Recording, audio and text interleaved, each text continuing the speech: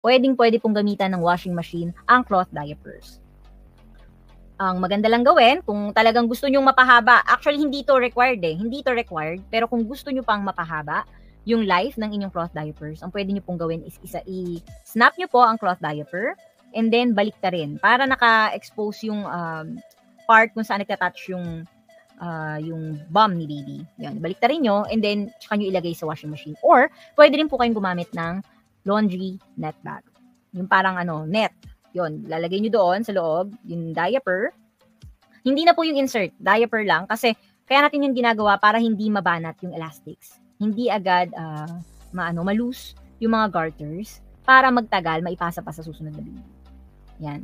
So, yun, ipasok lang natin sa laundry net bag yung mga cloth diapers. Huwag po nating sisiksikin. And then, yun, ilagay na natin sa washing machine. Pero yun ay hindi required. Uulitin ko ha, ilang beses na pong nakapaglabas si Mami Eds nang hindi ko po ini-snap. Ilang beses na nakapaglabas si Mami Eds nang hindi ko po nilo-laundry net bag.